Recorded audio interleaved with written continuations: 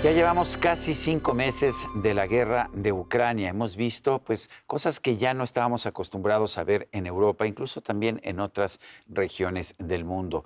Una gran violencia y me parece muchas lecciones que tenemos que entender. Yo quiero agradecer la presencia en este espacio de Stephanie Enaro. Ella es experta en política exterior, ha escrito sobre asuntos geopolíticos y nacionales en distintos medios de comunicación. Y bueno, pues yo, como siempre, Stephanie, gracias por estar con nosotros.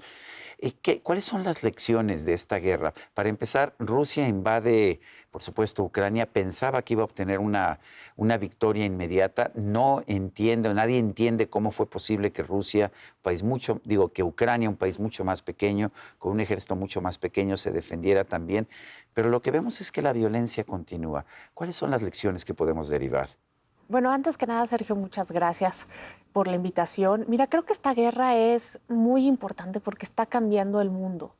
El mundo cambió desde ese 24 de febrero que Rusia decidió invadir el territorio ucraniano por diversas razones. Aquí lo que estamos viendo, Sergio, es que primero ya llevamos 146 días. Y esto nos habla de que no podemos dar nada por sentado. Muchos pensábamos que esta guerra era difícil de ocurrir. Hoy nos damos cuenta que no, que Rusia nos sorprendió. Llevamos 146 días, pero también estamos viendo que nos estamos acostumbrando. Estamos viendo que los primeros días, la guerra en Ucrania, estaban las primeras planas Era la de atención de todo todos el mundo, los ahora ya no. periódicos. Ahora ya no, cuando mucho algunos los mencionan, 2, 3 párrafos, Ujú. pero ahora ya se volvió algo de la vida cotidiana y eso es preocupante porque nos estamos acostumbrando a la guerra en un momento del mundo en donde hay 57 guerras activas en este Estas son las que hay momento. en este momento, 57. 57 guerras activas y algunas son tan antiguas como de 1946, 47, 48, como el conflicto árabe-israelí, Ujú. también como el movimiento separatista en Pero hay guerras como Kurdistán. el conflicto árabe-israelí que pues están ahí, nunca ha habido una declaración de paz, nunca ha habido un reconocimiento mutuo, pero pues lo que vemos son explosiones, ¿no? Explosiones de violencia y después pues periodos en que no hay víctimas, por lo menos víctimas mortales. ¿Es eso lo que hace que nos acostumbremos a que no es constante la matanza? Totalmente, y creo que acabas de tocar un punto clave. No ha habido declaraciones de paz. Ujú. Y justamente A veces ni estamos de guerra ni tampoco. de guerra, totalmente, solamente sucede y nos estamos acostumbrando. Rusia no le declaró la guerra a Ucrania, de hecho, Rusia simple y sencillamente entró en una operación militar, como le llamó Vladimir Putin, una operación militar especial para defender a las poblaciones rusas de los territorios fronterizos. Claro, y tiene un trasfondo geopolítico ligado a términos militares, por ejemplo, que Rusia tenía que defender sus imperativas geopolíticas porque si dejaba de controlar los perímetros con Ucrania, pues prácticamente perdía el acceso al Cáucaso o al Mar Negro y pues la Federación Rusia hubiera podido dejar de existir. Claro, nada de esto justifica Ujú. Una invasión, sí. una invasión, pero de alguna manera pues estamos en un mundo de blanco y negro en términos militares. Esta guerra dio origen a una polarización mundial, es otra vez Oriente contra Occidente, hay una rusofobia, ya ni siquiera los gatos rusos pueden concursar En las en, competencias de en las gatos competencias internacionales. internacionales y eso me parece absurdo porque si bien es un problema político, los ciudadanos rusos, al igual que los ucranianos, no tendrían por qué estar pagando estas consecuencias. De hecho, sí hemos visto, por ejemplo, prohibiciones de jugadores rusos en torneos de tenis, digamos. Exacto. Y eso que los jugadores rusos destacados en realidad han sido bastante críticos de las posiciones de su país. Estoy pensando en los dos primeros, Rublev y Medvedev. Pero bueno, ¿qué nos dice esta violencia? ¿Tenemos que acostumbrarnos a la violencia? ¿Nos acostumbramos muy fácilmente a la violencia, como nos ha pasado en México con la violencia interna? Miren, el mundo es un fractal y lo que estamos viendo a nivel macro en Ucrania también lo vemos a nivel micro en México. Ujú. Ya estamos en un tiempo en donde cada fin de semana, ¿no?, nos enteramos que de viernes a domingo hubo un poco más de 200 homicidios dolosos en Ujú. México. Y luego si los llevamos esas cifras al día a día, 7 personas son asesinadas cada hora. Ujú. Entonces prácticamente nos estamos acostumbrando a la violencia. Y Tiene creo que haber un caso muy especial para que le prestemos atención, ¿no?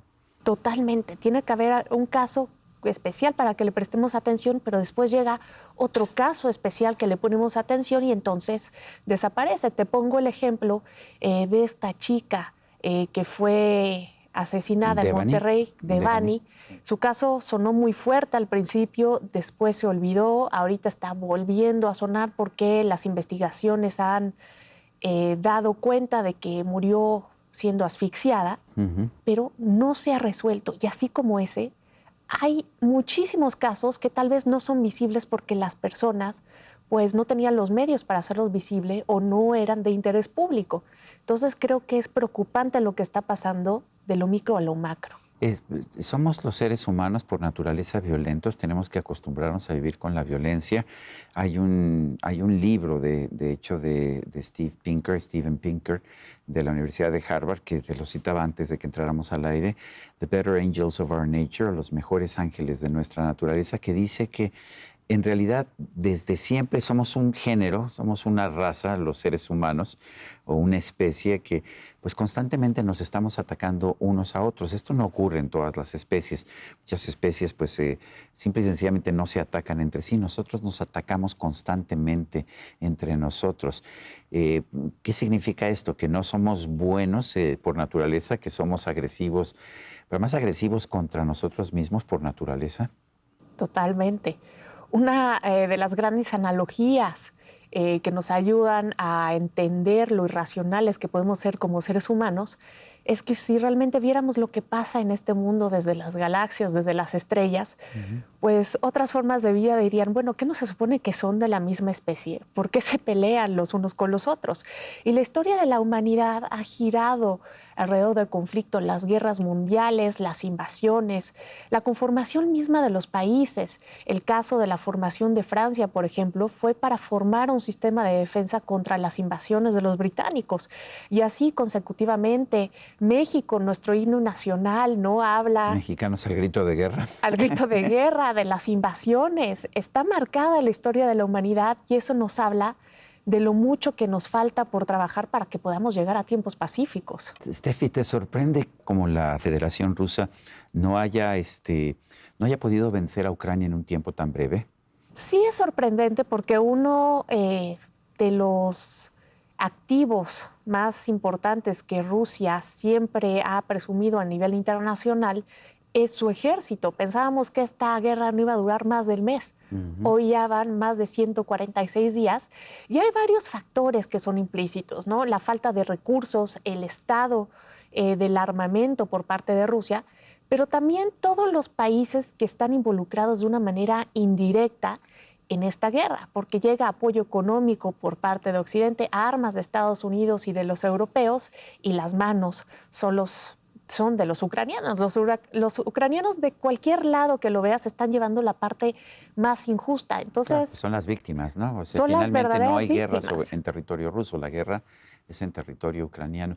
¿A quién le conviene una guerra prolongada? ¿Quién se beneficia militarmente? ¿Ucrania o Rusia? ¿Cuál de estos dos países tiene mejores posibilidades de ganar en una guerra prolongada?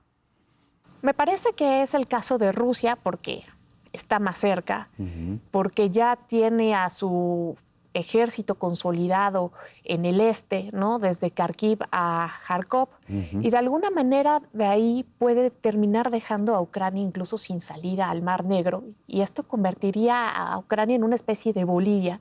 Sería terrible para la economía de ese país que tiene el 70% de su comercio por vías marítimas. Entonces sería desastroso y creo que va a ser difícil que Rusia pierda esta guerra porque bueno, nada más el tamaño de su ejército es enorme y la población son ciento y tantos, 140 millones de personas en Rusia y creo que son 40 millones de personas en Ucrania. ¿No? Nada más por eso es la diferencia de tamaño. Es desproporcional. También creo que estamos entrando a una nueva fase de la historia donde la integridad territorial ya no está garantizada.